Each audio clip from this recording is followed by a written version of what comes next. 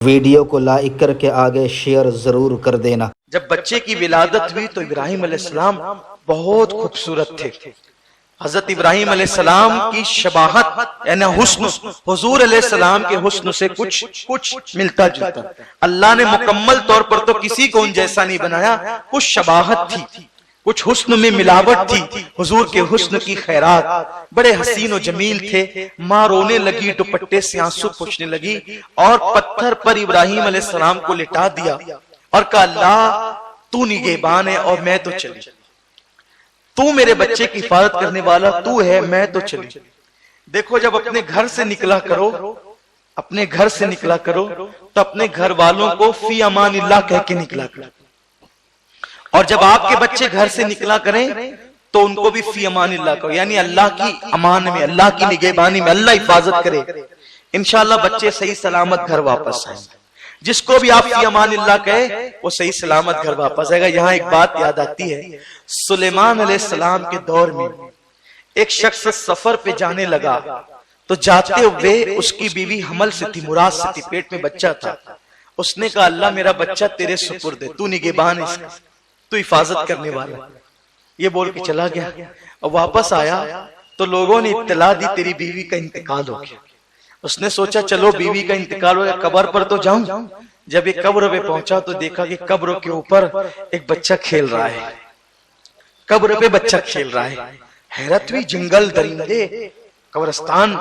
آج قبرستان جو ہے بستیوں میں ہوتا ہے، اور بلکہ دیہاتوں کے قبرستان آپ اگر یوپی وغیرہ میں جائیں گے، یوپی بہار میں، دوسرے شہروں میں جنگلوں میں ہوتا ہے قبرستان، اور یوپی بہار تو بہت دور ہے، آپ کے خاندیش کے اور آس پاس کے دیہاتوں میں جائیں جنگلوں میں قبرستان ہوتا ہے، دیواریں بھی نہیں ہوتی۔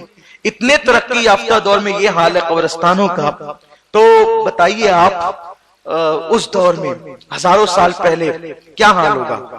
بلکہ اب تو شہروں میں بھی قبرستانوں میں کتے جو ہے وہ ہوتے ہیں، لاشیں وہ کھود کھود کے کھاتے ہیں۔ اللہ رحم و کرم فرمائے، لوگ توجہ نہیں کرتے، اللہ تعالیٰ لوگوں کو ہدایت عطا فرمائے۔ احترام چلا گیا ہے۔ تو دیکھو کہ قبر پہ جو ہے وہ بچہ کھیل رہا ہے، سوچا کس کا بچہ ہے، اور میری بیوی کی قبر پہ غیب سے آواز آئی یہ بچہ تیرا ہے۔ عرض کی مولا بیوی مر گئی، بچہ، ارشاد ہوا بچہ تو نے ہماری امان میں دیا تھا، ہماری نگہبانی میں دیا تھا، سو ہم نے اس کی حفاظت کی۔ اگر بیوی کو دے دیتا تو اس کی بھی حفاظت کرتے، بیوی کو دیتا تو اس کی بھی حفاظت کرتے۔ اس لیے اللہ پر توکل ہونا چاہیے۔ ماں نے کہا اللہ میرا بیٹا کتنا خوبصورت ہے، تو نگہبان ہے تیرے سپرد۔ دونوں نکل آ گئے، کیونکہ اگر یہاں نمرود کے آدمی ڈھونڈتے ہوئے آئیں گے تو ہمیں گرفتار کر لیں گے، پکڑ لیں گے۔ اور پھر کیا ہوا، یہ واپس لوٹے اور چند دنوں کے بعد، چند دنوں تک تو ماحول ہی نہیں رہا آنے جانے کا، چھپتے چھپاتے جب واپس آئے تو کیا دیکھا، اب تو یہ خیال تھا کہ پتہ نہیں بچے کا کیا ہوا ہوگا۔ تو جنگل کے جو درندے تھے وہ آس پاس ابراہیم علیہ السلام کی حفاظت کر رہے تھے، اور ابراہیم علیہ السلام اپنے منہ میں انگوٹھا ڈال کر کے چوس رہے تھے۔ جب انگوٹھا نکالا گیا تو ماں نے کیا دیکھا، اسی انگوٹھے سے دودھ نکل رہا ہے۔ جس کی انگلیوں سے پانی کے چشمے نکلنا ہے، اس کے صدقے میں اس کے دادا کے انگوٹھے سے اللہ نے دودھ جاری فرما دیا۔ یہ نبی کی شان ہوتی ہے، اس شان سے۔ تو 8-10 سال تک حضرت ابراہیم علیہ السلام وہیں پر رہے، اسی جنگل میں۔ دیکھو اللہ کا امتحان، پیدا ہوتے امتحان شروع ہو گیا، بلکہ پیدائش سے پہلے امتحان شروع ہو گیا۔ 8-10 سال تک جنگل میں رہے، جنگل سے نہیں نکلے۔ نکل بھی کہہ سکتے تھے کہ نکلیں گے تو پتہ چلے گا کہ یہ پابندی کے دنوں کا بچہ ہے تو قتل کر دے گا نمرود۔ 8-10 سال وہیں رہے، بعض لوگ کہتے ہیں 13 سال تک وہیں رہے، بعض لوگ کہتے ہیں نوجوان ہونے تک وہیں رہے۔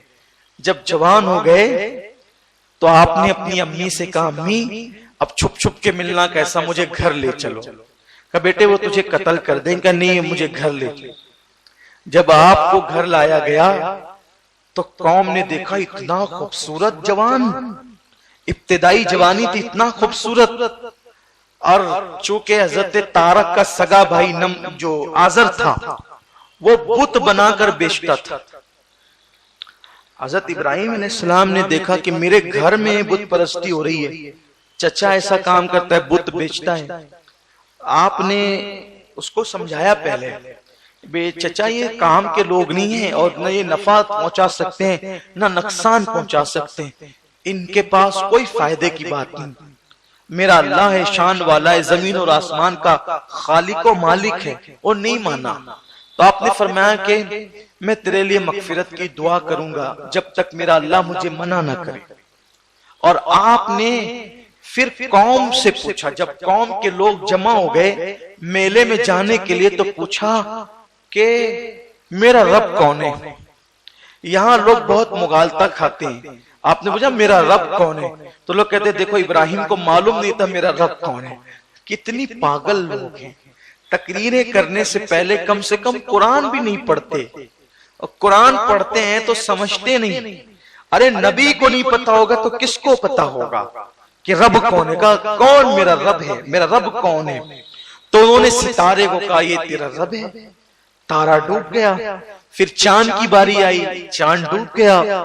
پھر سورج کی باری آئی تو کہا یہ رب اکبر ہے، بڑا خدا ہے یہ، وہ بھی ڈوب گیا۔